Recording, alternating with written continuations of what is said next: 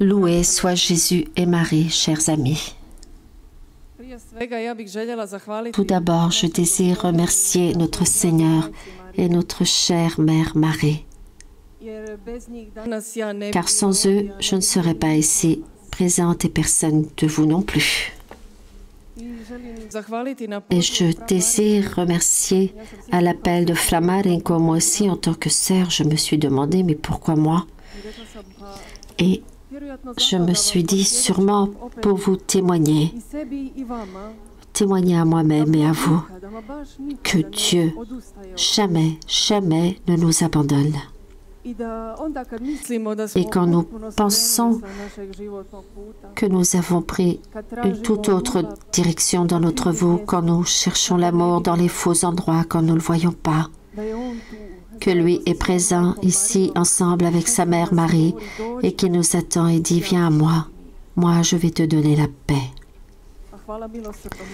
Merci à Dieu miséricordieux qui m'a appelé juste au moment où j'étais la pire. Et Dieu est le curé de la paroisse. Je suis sœur Bénédicte Maria Nina Krapic, sœur miséricordieuse. Je suis née comme le Festival des Jeunes, 32 ans, à Rijeka en Croatie. Et je suis née dans une famille qui n'y avait pas la foi.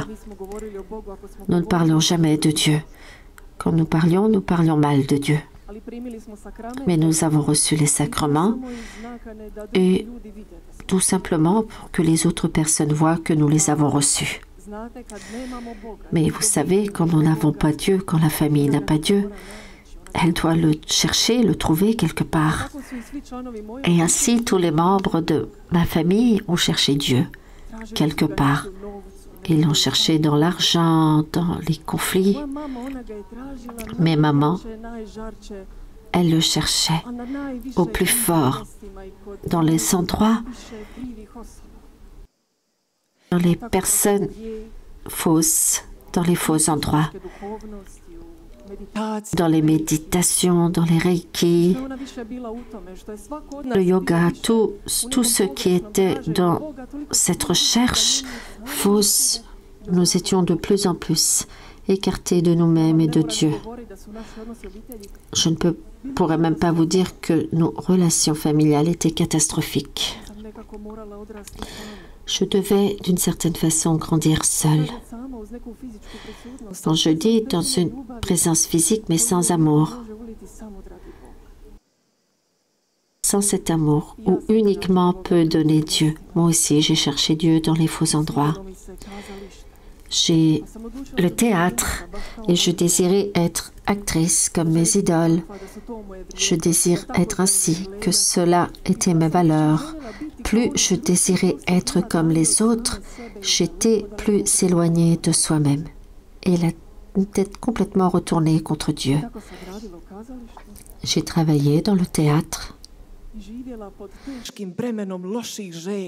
Je vivais sous le fardeau de ces envies de réussir, qu'on me voie, qu'on m'aime, qu'on m'honore, mais des personnes dans les mauvais endroits.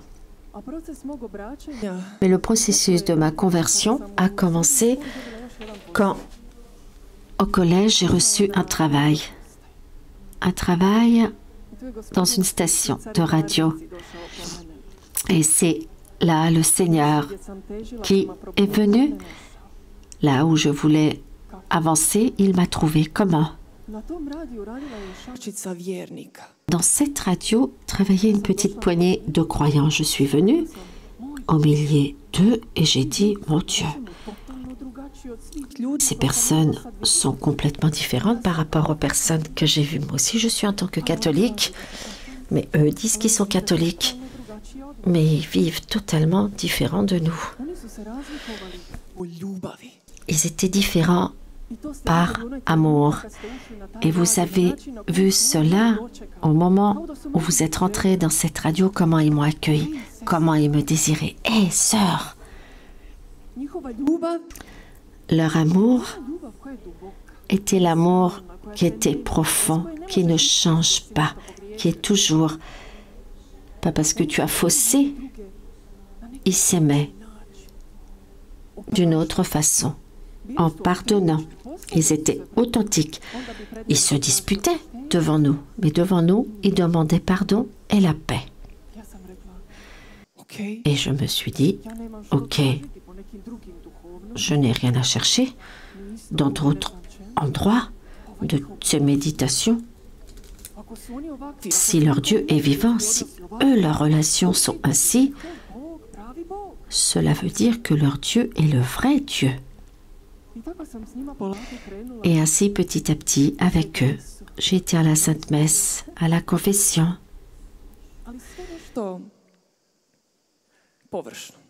Mais tout était fait à la surface. Une main étant atterrée par Dieu, je voudrais être croyante, je veux croire à Dieu, mais d'une autre main, mais encore être avec ces péchés, de me comporter mal et vraiment avoir cette carrière et être encore et encore plus. Mais pour avoir encore plus, être plus fort, cette non-paix, pour travailler encore mieux, ne cesse jamais. Et tout allait bien, ça avançait très bien. Le seul problème était au moment quand moi je venais à la maison et ce peu de temps que je dormais, avant de dormir, le Seigneur venait à moi avec cette question. Manina, quel est le sens? Tout cela va tomber. Et je pensais, mais moi quand je vais mourir, que vais-je dire sur mon lit de chevet de mort? Est-ce que moi, devant Dieu, je vais pouvoir dire qui j'étais, une journaliste connue, et je vais mourir? Ces personnes-ci mourront, ceux qui m'ont regardé, qui ont écouté, c'est fini, je n'existerai plus.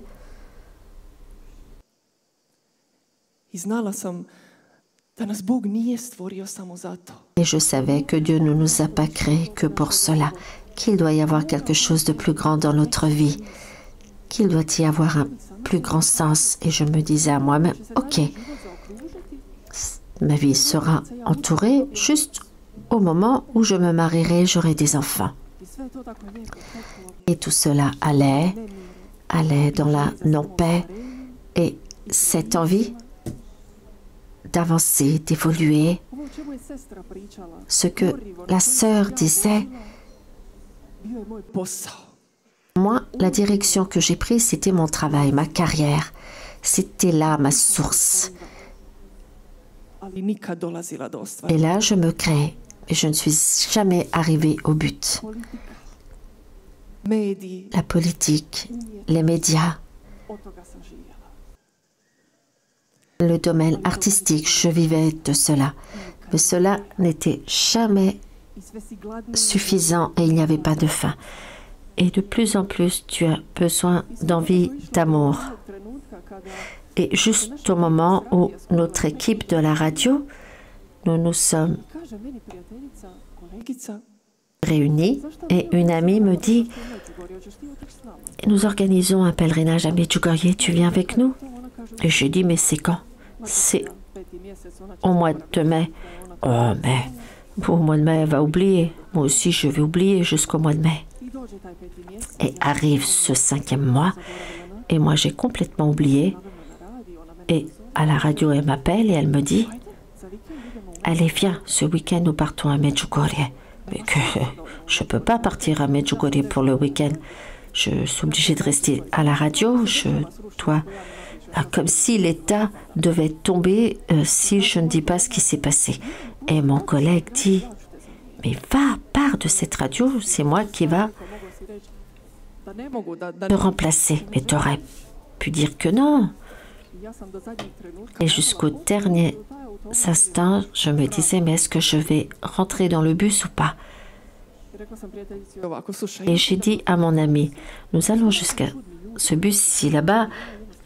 Il y a de ces personnes qui sont très bizarres, qui prient, je ne rentre pas. Vous voyez comment je suis partie à Medjugorje. Je suis venue du travail avec une petite robe, avec des gros talons. Et mon ami dit, tu sais, je pensais nous allons te trouver un habit, mais où est-ce que nous allons te trouver une paire de baskets avec un grand pied? Je suis venue ici à Medjugorje dans le bus, même si j'avais le portable dans la main jusqu'à la frontière. Je pensais, je vais appeler quelqu'un. S'il y a trop de prières dans le bus, quelqu'un va venir. Mais pas seulement qui priait, mais il chantait. Je suis venue ici. Rien ne me fascinait ici. Je savais que je me suis confessée plusieurs fois à Medjugorje aussi, des péchés que je ne savais pas qu'ils étaient. Et au moment que je suis passée ici, auprès des confessionnaux, j'ai vu une sœur à ma droite et elle me regardait avec un regard que je n'ai jamais vu après et que j'ai vécu. Un regard qui connaît, qui t'appelle à quelque chose de plus. C'était les yeux de notre Seigneur. Et en moi, il y a eu une non-paix qui est rentrée, mais une non-paix plus heureuse. Je me suis assise ici, je suis retournée pour voir cette sœur, mais elle n'était plus. Le jour d'après, nous allons sur la colline des apparitions, je perds mon groupe, j'y vais. Et sur la route, je rencontre ces deux sœurs. Elles avaient des sandales, comme un collier, et je marchais derrière elles sur la colline. Et ce que j'ai ressenti, cette envie de mon âme, tout ce que j'ai désiré, qui appelait, je désire ça, je désire ça.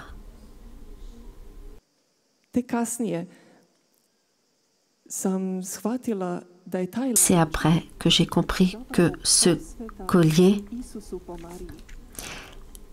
était la consécration à Jésus par Marie, et je suis venue sur la colline des apparitions et je vais prier pour devenir maman et que ma vie a un sens, et je priais que cela soit bien, que je devienne mère un jour. Je suis retournée, nous sommes partis à Rijeka et je n'ai eu aucun spectacle.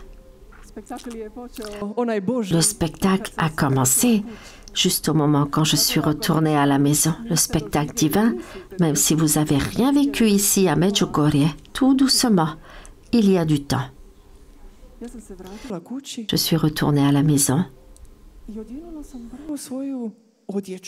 et j'ai enlevé mes habits que j'avais, que je ne pouvais plus porter.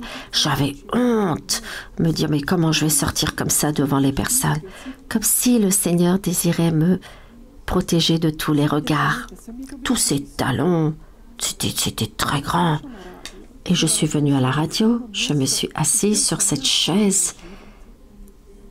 Moi, je languissais cette vie, et bien sur cet endroit, il n'y avait plus rien, plus de vie. Je vais à l'imprimante, j'ai des interviews, je ne ressens rien du tout. Mon cœur ne tressaille plus. Mais il tressaille au moment où je rencontre cette sœur, cette religieuse. Je les vois, je ne peux pas aller vers eux, il est difficile, je ne sais pas quoi leur demander. Et tout doucement, le Seigneur me menait. Et j'ai rencontré 3 sœurs, 3 religieuses miséricordieuses. Et je suis partie la première fois dans notre chapelle. Et quand j'ai passé le pied dans la chapelle et j'ai dit, le voici.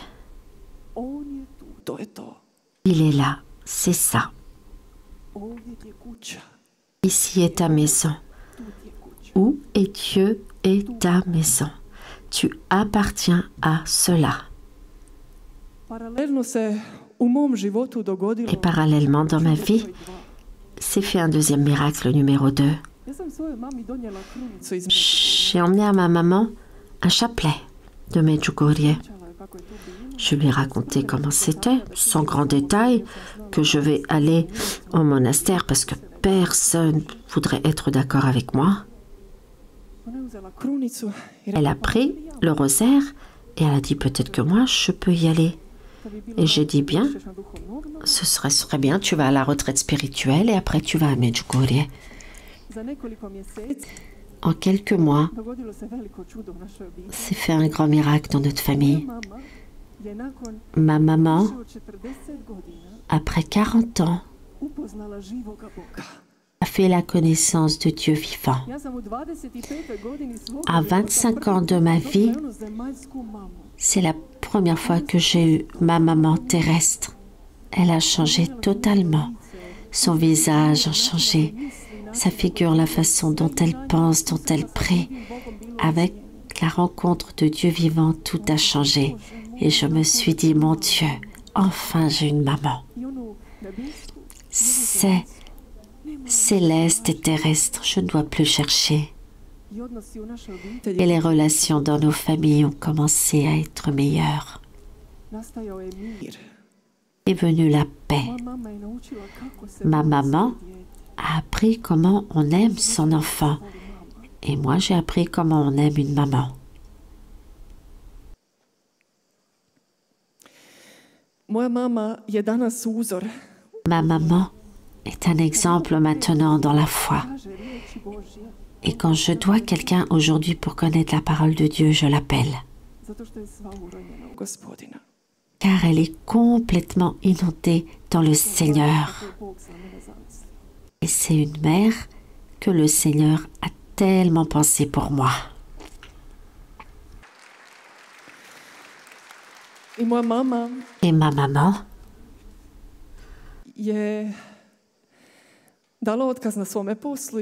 a donné la démission dans son travail et s'est consacrée totalement aux personnes malades. Elle est tertiaire, elle est oblate du monastère des Bénédictines.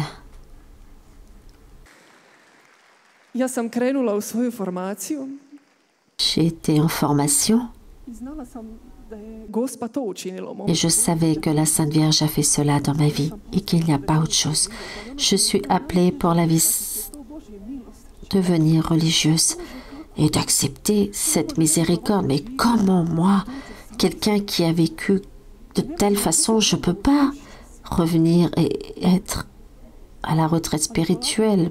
Tout va s'effondrer. Il me démontrait, mais c'est pas toi. C'est moi qui va faire avec toi ce qu'il faut. Et à cause de vous, les jeunes ici, sur quoi il a travaillé en premier, je lui demandais, je lui priais, vas-y, envoie-moi à l'apostolat pour que j'aide quelqu'un, que je le serve. Il a dit non, non, non, non. Tout d'abord, premièrement, je suis venue à toi. Premièrement, je suis venue m'offrir à toi. Je sais, chers jeunes, que vous avez grandi avec moi, avec ces idoles, ces fausses idéologies de cette beauté, de cette grandeur. Je n'ai jamais accepté. J'étais trop grosse, trop haute, trop maigre, ceci, cela. Rien n'allait. Et le Seigneur dit non.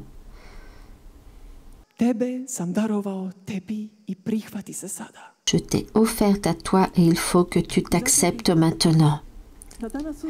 C'est pour cela, je désire que vous preniez cela à vous, cette parole, que le Seigneur vous aime d'un grand amour tel que vous êtes. Regardez vos mains, vos doigts. Regardez la longueur de vos doigts, de vos mains. Regardez votre grandeur. Ressentez votre visage, votre cou. Tout cela et penser parfaitement dans notre Seigneur. Pas cela parce que nous plaît, que nous désirons être tel ou tel, ainsi. C'est parce que le Seigneur désire se glorifier. Il a un plan envers vous, un plan envers tous les membres de votre corps, de votre esprit, et rien en vous n'est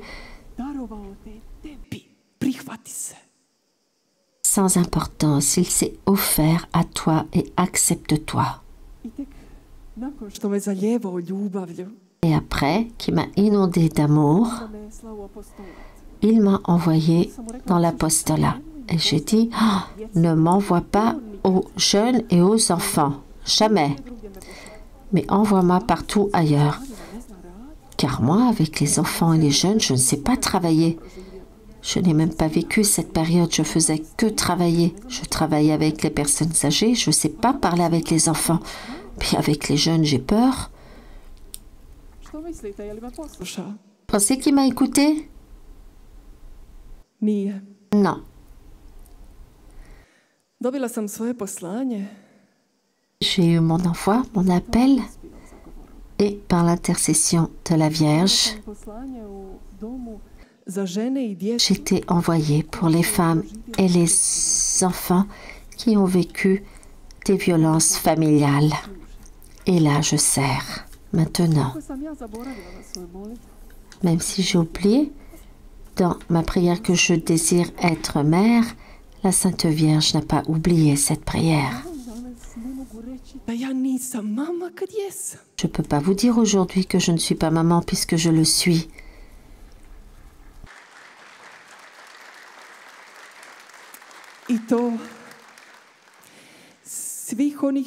De toutes ces personnes, comme moi, j'ai pensé 1 ou 2 enfants qui remplissent mon cœur, mais que toute personne que le Seigneur m'envoie dans ma vie.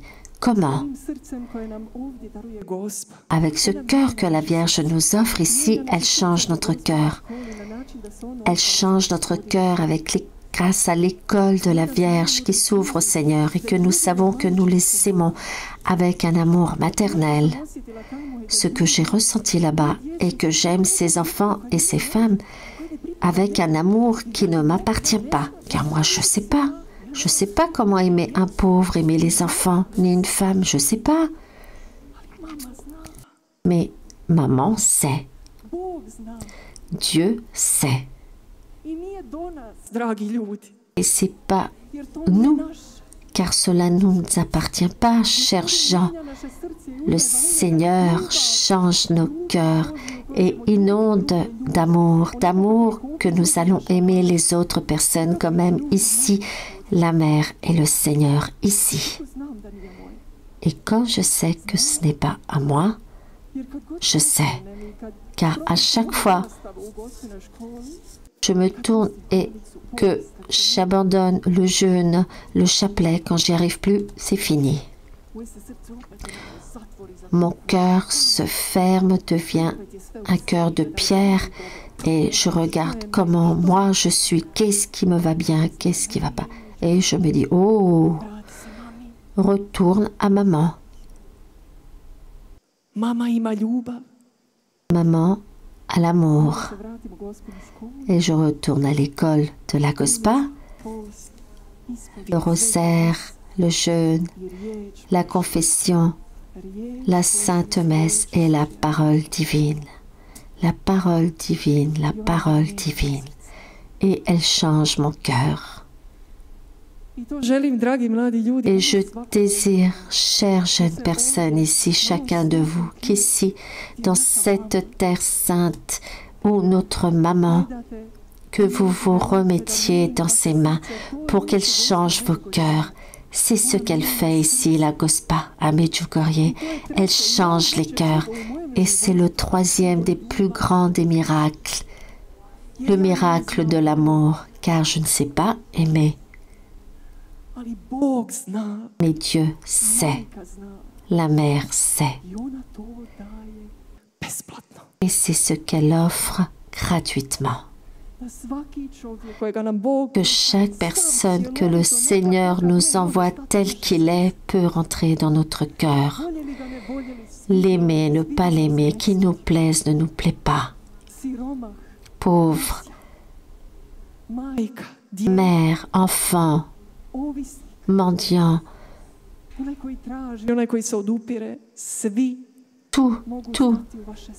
tous peuvent rentrer dans votre cœur dans l'école de Marie, les dépendants. Et juste quand nous les aimons avec un tel amour comme on nous aime Maman Marie et comment nous aime notre Père, ainsi, juste à ce moment-là, se feront des miracles autour de nous. Juste l'amour divin peut nous changer et changer les autres.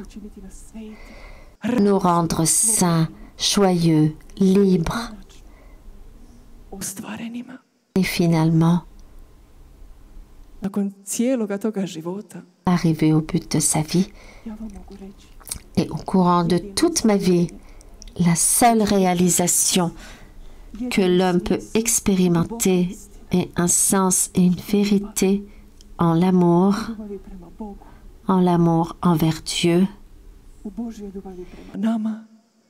l'amour de Dieu envers nous et l'amour envers toute âme que le Seigneur nous envoie. Merci, chers amis.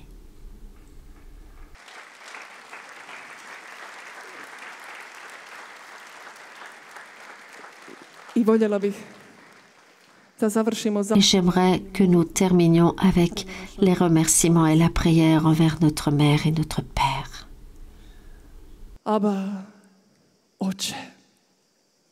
Père, merci car tu nous as réunis là, auprès de la miséricorde, ici, sous les ailes de notre maman, ta maman. Merci pour ce don d'être mère au-dessus de nous. Merci de faire l'expérience maternelle et du Père Céleste. Aujourd'hui, avec courage, nous te demandons pour le don de l'amour, que nous n'ayons pas peur d'aimer. Change nos cœurs, Seigneur. Nous te les remettons par Marie. Remplis nos cœurs avec le don de l'amour maternel et paternel, que tous ceux qui nous attendent à la maison, dans nos communautés, que tous nos amis, et tout particulièrement tous les pauvres qui te cherchent, tous ceux qui sont abandonnés, laissés, tous ces enfants abandonnés, tous ces mariages effondrés, tous ceux qui sont tombés sous la grandeur de la dépression, la tristesse, qui ont subi des violences, que l'homme a blessés, qui se sont blessés eux-mêmes. Envoie, Seigneur, envoie-nous, nous voici. Fais que nous les aimions par ton amour et que par Marie, nous les amenions à toi, Christ. Amen. Merci.